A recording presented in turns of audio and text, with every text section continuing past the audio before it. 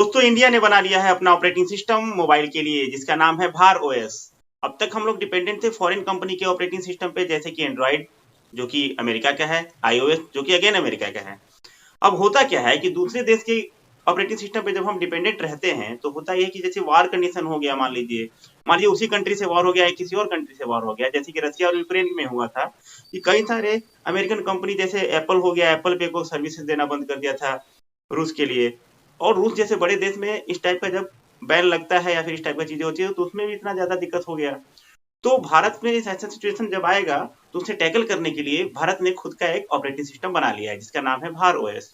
अब इसको बनाया कौन है? तो देखिए, इसको बनाने के लिए आईआईटी मद्रास के द्वारा इसको बनाया गया है। एक ऑर्गेनाइजेशन है जो कि नॉन प्रॉफिटेबल है जिसका नाम है जे एंड के ऑपरेशन प्राइवेट लिमिटेड, जिन्होंने इस ओएस को बनाया है। अब ये ओएस बेस्ड किस चीज पे है? तो ये ओएस एकदम से अलग ओएस नहीं है। ये ऑपरेटिंग सिस्टम जो एंड्रॉइड है उसी का जो ओपन सोर्स प्रोजेक्ट है, Android open source project AOSP, उसी पे बेस्ड है। यानी कि ये बेसिकली होगा एंड्रॉइड ही इंटरनली, लेकिन ये गूगल वाला एंड्रॉइड नहीं होगा, ये ओपन सोर्स वाला एंड्रॉइड होगा। मतलब इसका क्या हुआ कि यदि आप इसको इंस्टॉल करते हैं तो इसमें कोई भी प्री इंस्टॉल्ड एप्लीकेशन नहीं आएगा और कोई भी गूगल सर्विसेज भी इंस्टॉल नहीं आएंगी। आप विदाउट ओ किसी भी एप्लीकेशन का एक ऑपरेटिंग सिस्टम अपने मोबाइल में रन करा सकते हैं। आपको जब जरूरत पड़ेगी तब जो आप एप्लीकेशन जो चाहे वो इंस्टॉल कर सकते हैं। ठीक है, इसका डिफॉल्ट ब्राउजर के तौर पे डकडकगो का सिलेक्शन किया गया है जो कि अगेन एक क्या है, ओपन सोर्स प्रोजेक्ट है। और साथ ही साथ मैसेजिंग ऐप जो है वो सिग्नल का यूज करता है, यानी इसका डिफॉल्ट मैसेजिंग ऐप सिग्नल है।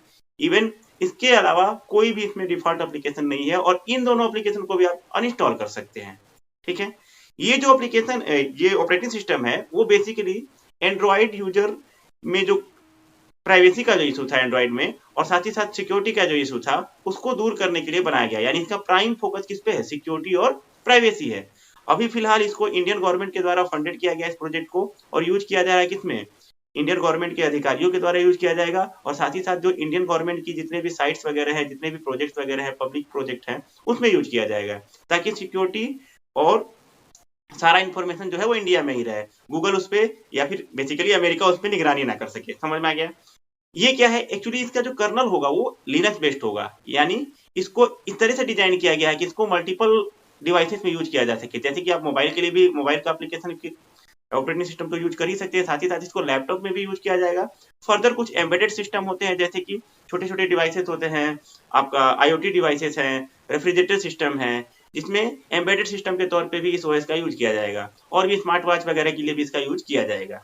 फ्यूचर में जो मोबाइल मैन्युफैक्चर कंपनियां हैं उसके साथ ये टाई अप कर सकता है और साथ ही साथ ये पहले से जो एग्जिस्टिंग मोबाइल हैं उसमें भी ओवर द एयर अपडेट के थ्रू इंस्टॉलेशन की फैसिलिटी प्रोवाइड करा सकता है। यानी पहले से आपका एंड्रॉइड है तो आप इसको इंस्टॉल कर सकते हैं अपने में, उसको हटा करके पुराना ओएस को। और साथ ही साथ जो नया ऑपरेटिंग सिस्टम, जो नए मोबाइल मैन्युफैक्चरर है वो नया मोबाइल जब मैन्युफैक्चर करेंगे तो उसके साथ प्री इंस्टॉल भी आ सकता है। अभी ये डेवलपमेंट फेज में है, यानी अभी ये पूरी तरह से डेवलप नहीं हुआ है। समझ में आ गया ना? ये क्या है, अभी डेवलपमेंट फेज में है। अभी कुछ चीजें इसकी क्लियर नहीं है, जैसे मार्केट में कब आएगा, किस किस ओपन हैंडसेट में आएगा, जो पहले से यूजर एंड्रॉइड यूज कर रहे हैं वो अपने आप को कैसे इस प्रोग्राम के थ्रू एनरोल कर पाएंगे और कैसे अपने मोबाइल में इसको इंस्टॉल कर पाएंगे। इन सारे चीजों के जवाब अभी आने बाकी हैं।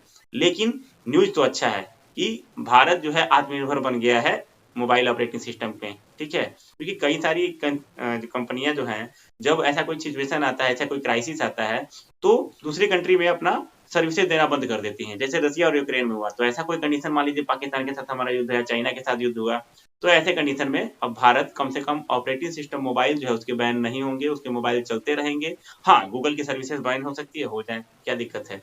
हम अपना, मेरे पास क्या है, पेमेंट के लिए हम लोग ऐसे में भी गूगल और एप्पल पे डिपेंडेंट है नहीं, हम लोग का यूपीआई सिस्टम सबसे बेस्ट है दुनिया में। तो आशा करता हूँ आपको ये जानकारी अच्छी लगी होगी। अब वेट करते हैं कि कब आता है भार ओएस, हम लोग खुद ट्राई करेंगे और आप भी ट्राई कीजिएगा। और ये न्यूज सुन करके आपको कैसा लगा आप कमेंट जरूर कीजिएगा।